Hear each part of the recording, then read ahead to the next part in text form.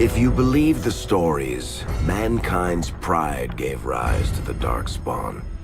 Countless in number and toxic to all life, Darkspawn search endlessly for an archdemon. When they find one, Darkspawn armies surge up from their corrupt barrows beneath the ground, and a blight begins.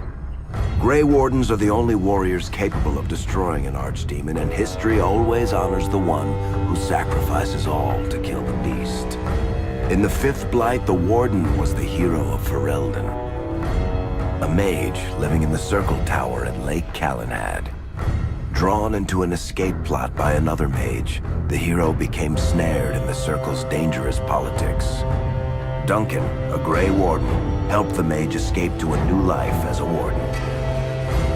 The allied Ferelden and Grey Warden forces met in Ostagar, where King Kaelin's armies and a host of wardens gathered, ready to destroy the Darkspawn. But valor turned to despair as Loghain betrayed his king. Kaelin's forces were slaughtered, and the south was lost. The hero, now a full-fledged Grey Warden, survived with the aid of Flemeth, the mysterious witch of the wilds. Joined by Flemeth's daughter, Morrigan, and a Grey Warden named Alistair, the hero set out to build an army strong enough to abolish the Blight. With the traitorous Loghain now seated on Ferelden's throne, the Warden sought help from the influential Arl Eamon of Redcliffe. However, they arrived in Redcliffe to find the town under siege. As each night, undead rose in waves and assailed the battered village. With the hero's help, the people of Redcliffe stood fast against the undead horde. The Wardens reached Arl Eamon's castle only to find the Arl lying at the edge of death, and his court fallen into madness. To save his father's life, Eamon's young son, Connor, had made a deal with a demon, and quickly fallen victim to its possession.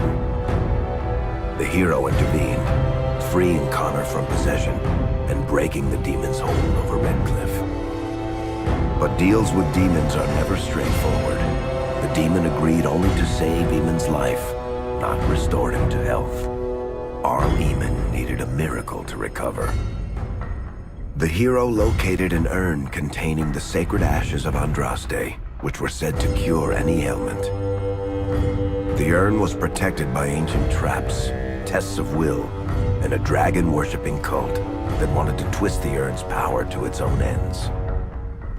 The urn remained pure, but mysteriously disappeared after the Wardens departed. Only the temple dedicated to it still stands. With a pinch of the ashes, the hero restored the Arl to health. Informed of Loghain's treachery, Eamon swore his political and military support. The Circles of Magi are bound by oath to aid the Grey Wardens in times of blight. However, Lake Calenhad's tower could offer little help. One of its mages, Uldred, had become possessed by a pride demon and was twisting other Circle mages into abominations.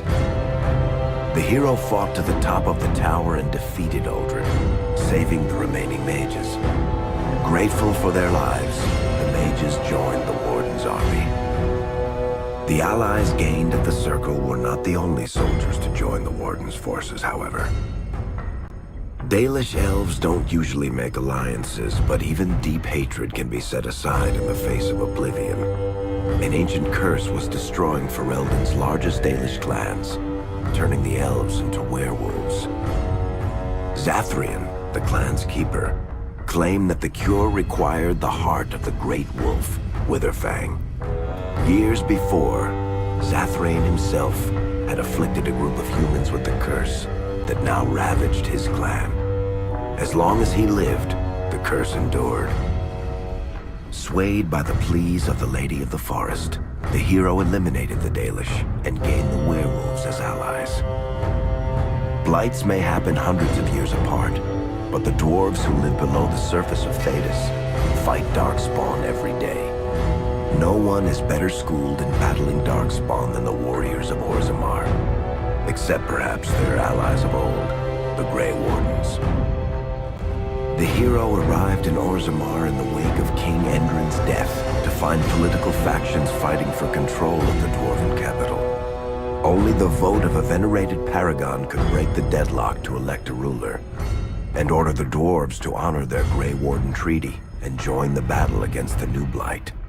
The hero set off to find a paragon named Branka, who had disappeared into the Deep Roads in search of a legendary artifact, the Anvil of the Void, created by the renowned smith Caridin to forge mighty war golems.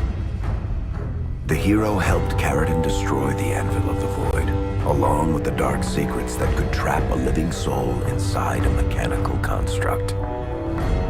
The hero emerged from the Deep Roads with a master-forged crown to bestow the Paragon's favor upon whichever rival candidate would be crowned king. Balin, the youngest son of King Endrin, who was suspected of foul play, or Haramont, the aging traditionalist backed by the Dwarven Assembly. Lord Haramont claimed the crown of Orzammar.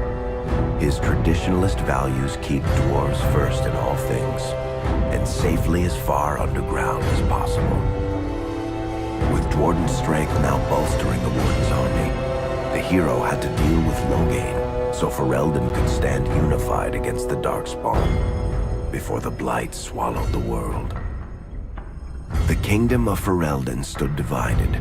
While some nobles supported Loghain's regency, others condemned his inaction against the Darkspawn. Civil war brewed, and Arl Eamon called a landsmeet in hopes of curtailing the conflict and removing Loghain from the throne. Alistair ended Loghain's life in the name of justice for the Wardens who died at Ostagar. As the Warden's united army massed in Redcliffe, the Darkspawn overran Denerim, laying siege to Ferelden's capital city. The hero's army fought valiantly through Denerim and broke the Darkspawn siege. On Fort Dracon's highest tower, the hero's strongest allies fought alongside the Warden in a final heroic battle against the massive Archdemon. The Archdemon was killed without the sacrifice of a Grey Warden's life. With no Archdemon to lead them, the Darkspawn scattered. Most fled underground, still teeming in number and always seeking a new Archdemon to awaken. The shattered kingdom of Ferelden embarked on a long journey to recovery. In the Blight's aftermath, strong leadership was crucial. Honora McTeer, daughter of Terran Loghain and widow of King Kaelin, assumed the throne of Ferelden after the Fifth Blight was ended. Ferelden still stands, as obstinate and resolute as the Dog Lords ever are, but the events of the Fifth Blight loom over it as the nation rebuilds. For people across Thedas, legends of the hero of Ferelden remain the nation's brightest beacons of hope during its darkest times. It all began in Kirkwall, the fall of Knight Commander Meredith, the Qunari Uprising, and of course, the Chantry's destruction and the onset of Mage Rebellion. One person always stood amidst the swirling chaos: Hawke, the champion of Kirkwall. The Hawke family fled Lothering, refugees from the Blight. Leandra, mother of the champion, and siblings Bethany and Carver hoped to find refuge at her family's estate in Kirkwall, far to the north. As a mage with a family legacy of magic on both sides, Hawke naturally became involved in the events that ultimately led to the Mage Rebellion. The Hawks escaped the Blight with the help of Aveline Valen, a warrior and family friend. It's said that the family was also aided by Flemeth, the notorious Witch of the Wilds. Hawke's sister Bethany never reached the Free Marches. She was killed by Darkspawn while defending her family. The family's first years in Kirkwall were difficult. Leandra's brother Gamlen had lost the family fortune. The Hawks lived in poverty, forced to indenture themselves in return for entrance to the city. To pay off the debt, Hawke was forced to work for a gang of smugglers. All the while, Hawke and Carver did their best to hide Hawke's magic from the Templars. Opportunity eventually struck in the form of a dwarf named Bartran Tethras, who was planning an expedition to the Deep Roads. It was a long shot, But with gold gained from the expedition, Hawk could free the family from its criminal creditors and further Templar scrutiny. Hawk met a rogue Grey Warden named Anders, who possessed detailed maps of the deep roads. These maps were crucial to the expedition's success. Once Hawk obtained them, everything else fell quickly into place. Carver joined Hawk on the expedition. The siblings found ancient dwarven treasure and a statuette formed from a strange red lyrium. Carver fell victim to the blight that suffuses the deep roads, but Anders led him to a group of Grey Wardens who were able to save his life. The gold Hawk recovered from the deep roads brought back Leandra's stately childhood home in Hightown. The Hawks had barely settled into their new home when Leandra was murdered, a deeply sinister and twisted killing.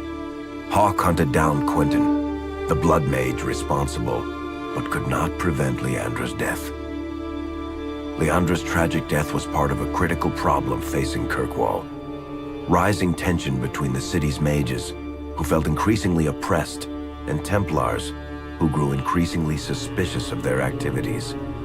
Adding to the strain, a large contingent of Qunari had also established themselves in Kirkwall, much to the growing discomfort of the city's rulers. After their dreadnought was shipwrecked many years before, a group of stranded Qunari were allowed to remain in a cordoned-off area in Lowtown. As time passed, the Qunari made no effort to return home, and offered no explanation about why they remained. Tensions rose to a breaking point. Revered Mother Patrice, convinced the Qunari were a threat to the Chantry's faith, incited violence between the Qunari and the Kirkwall populace.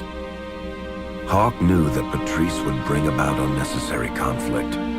Though the champion tried to stop her, Patrice orchestrated the murder of Seamus Dumar, a Viscount's son and a recent convert to the Qun. When her crime was discovered, a Qunari assassin killed her.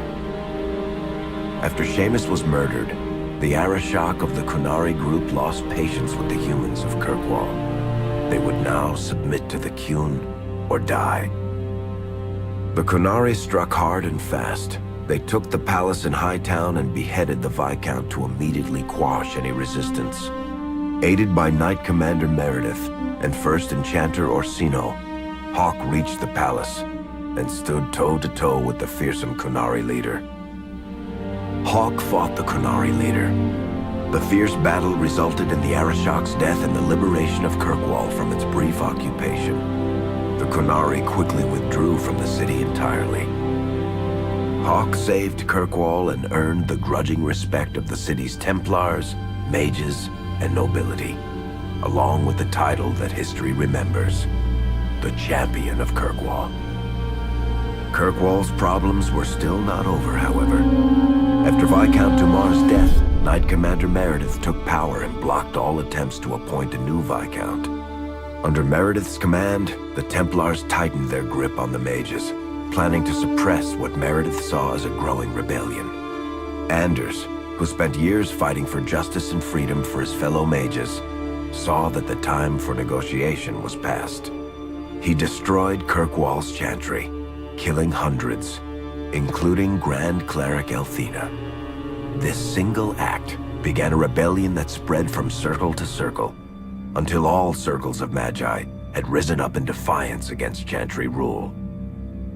Though Anders had done the unforgivable, something stayed the champion's hand. Anders survived the day, although many others did not.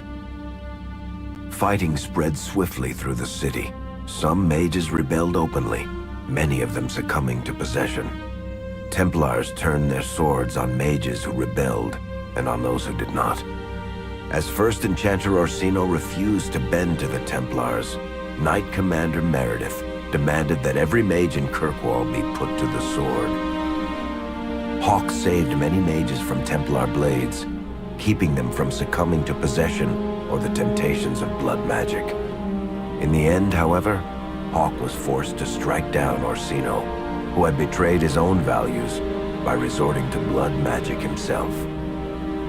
The battle proved one thing. Knight Commander Meredith had gone mad. Hawk saw the truth of it when Meredith unsheathed her sword, and the red lyrium idol from the deep roads was embedded within it.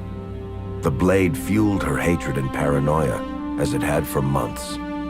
After a horrific battle, the red lyrium of the Knight Commander's sword consumed her as she died. Meredith became a statue, her face a frozen mask of horror. Little is known of the champion since that final battle. However, Hawk's story lives on in legend and song. Memories of the indelible changes the champion of Kirkwall brought to the face of Thedas. The Mage Rebellion in Kirkwall was felt throughout Thedas, the news spreading like wildfire. The Templars clamped down in response, but each new restriction only made things worse. Led by Grand Enchanter Fiona, the mages voted for independence. The Circle of Magi would govern itself, without the Chantry and especially without the Templars. The result was cataclysmic. 2 circles were destroyed. Those within killed to the last mage, before the rest fled into the wilderness. Perhaps the mighty Empire of Orlais could have intervened in the war before it began, but that was not to be. Grand Duke Espard began a deadly civil war against Empress Celine, vying for the Orlesian throne. The mages were offered safe haven in neighboring Ferelden, but the Templars followed, and so their battle spread across all of Thedas. As head of the Chantry, Divine Justinia ordered the Templars to stand down. They refused, declaring their own independence. Thus, the war began in earnest. Templars hunting mages, mages fighting Templars. Their clashes wreaked untold destruction. All sense of order was falling to pieces. Divine Justinia made one final desperate bid to end the war. She approached the leaders of both sides and convinced them to come to a conclave held on neutral ground. With the Chantry to mediate, mages and Templars will talk for the first time since this all began. It is our last, and perhaps our only, chance for peace.